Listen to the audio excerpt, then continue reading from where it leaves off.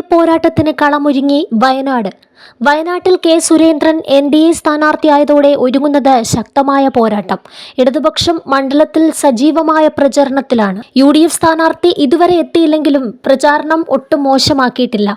രാഹുൽ ഗാന്ധി ഉറപ്പായും ജയിക്കുമെന്ന് പറഞ്ഞ് ഉഴപ്പരുതെന്ന് നേരത്തെ തന്നെ നേതൃത്വം ജില്ലയിലെ നേതാക്കൾക്കും പ്രവർത്തകർക്കും നിർദ്ദേശം നൽകിയതാണ്.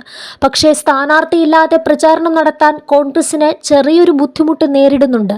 രാഹുൽ രാഷ്ട്രീയ ടൂറിസ്റ്റ് എന്ന വിശേഷണമാണ് BJP നൽകുന്നത്. LDFും ആ രീതിയിൽ തന്നെയാണ് പ്രചാരണം നടത്തുന്നത്. രാഹുൽ വരുന്നതോടെ മാത്രമേ ഈ ആരോപണങ്ങൾക്കെല്ലാം കൃത്യമായി മറുപടി നൽകാൻ UDFന് സാധിക്കൂ. അടുത്തയാഴ്ച രാഹുൽ വയനാട്ടിലെത്തിയേക്കും. UDF ക്യാമ്പിൽ പ്രചരണത്തിന് കരുത്തു പകരാൻ രാഹുൽ തന്നെ വരണമെന്ന് നേതാക്കൾ പറയുന്നു.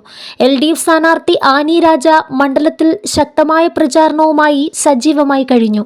UDFനെതിരെയും കോൺഗ്രസിനെ നേരിട്ട് ആക്രമിച്ചും LDF നേതാക്കളെല്ലാം വയനാട്ടിൽ സജീവവുമാണ്. ഈ സാഹചര്യത്തിൽ പിന്നിൽ പോകുന്നത് ഭൂരിപക്ഷത്തെ അടക്കം ബാധിക്കാൻ സാധ്യതയുണ്ടെന്നാണ് കോൺഗ്രസിന്റെ വിലയിരുത്തൽ.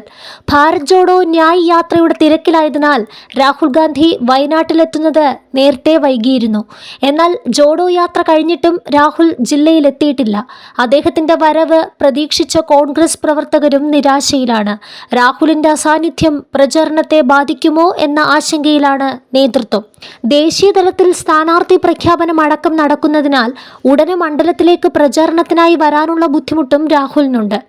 ഇത്തവണ വളരെ കുറച്ചു തവണ മാത്രമേ മണ്ഡലത്തിലേക്ക് രാഹുൽ വരൂ എന്നാണ് സൂചന. വർക്കിംഗ് കമ്മിറ്റിയുമായി ബന്ധപ്പെട്ട തിരക്കുകളിലാണ് അദ്ദേഹം ഇപ്പോഴുള്ളത്.